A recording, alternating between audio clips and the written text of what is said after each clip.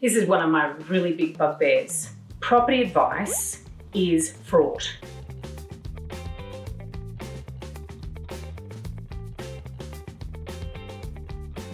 And the reason it's fraught is because there's no regulation, which is absolutely ridiculous when you think about it, because property is the most valuable asset in this country, and it's the most valuable asset that most people own as well. So why on earth is this whole area completely and utterly unregulated? Now, a sales agent needs a license to be able to sell property. A buyer's agent needs a license to be able to buy property. But other than that, pretty much anybody's out there giving you advice and can give you advice without any repercussions, really. One of my big bugbears is that allied industries or allied professionals will give advice. Let's start with accountants. Now, there's great reasons to have a good accountant on site.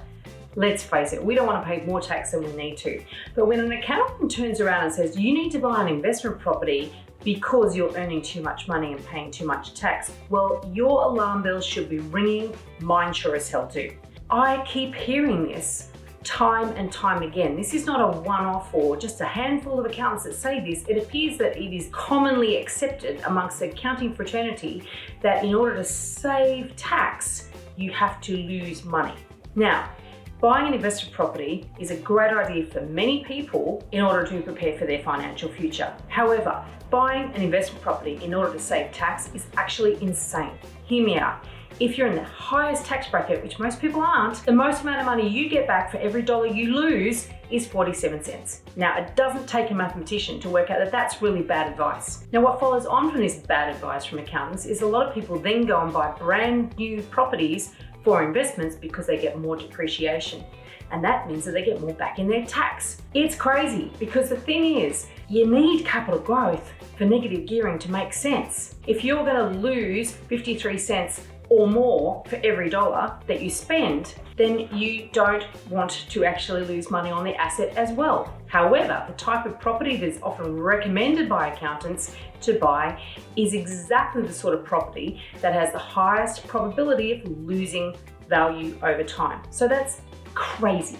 Another professional that often goes outside their lane with property advice is a mortgage broker. Now, I love mortgage brokers. I recommend all my clients use mortgage brokers. There's loads of reasons to use a mortgage broker, and a good mortgage broker is indispensable in making sure that you understand that your borrowing capacity is an asset and you want to get the most out of it. What they're not good at doing is telling you whether or not you should buy that particular property and how much you should pay.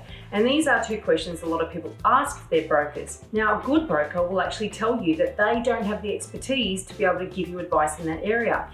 Lots of brokers, however, will give you advice, and you have to be very, very concerned that they are not a property expert. Very few brokers are property experts as well as finance experts. Let's face it, stick to their lane. With property, everybody's got an opinion, so be very, very careful who you seek for advice. Another advisor that can step outside of their lane is a financial planner. Now, once again, I am all for going to a financial planner. I believe you should go to a financial planner who understands property, but isn't going to give you property advice, because they understand how important it is in somebody's mix, but they will still delegate to the experts to give you specific property advice. The problem is with some financial planners, they won't talk about property at all because it's not a financial product, which is a bit crazy when you think about it, but technically it's not a financial product, which is one of the reasons that the industry isn't regulated.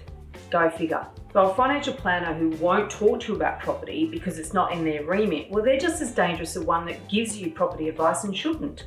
Really, it's got to be considered in the mix. So you need to go to someone who respects property but doesn't advise you on property. Now, if you're talking to one who does respect property and then refers you on to a property specialist, check the relationship between the two. There could be commissions going backwards and forwards, and that can be fine.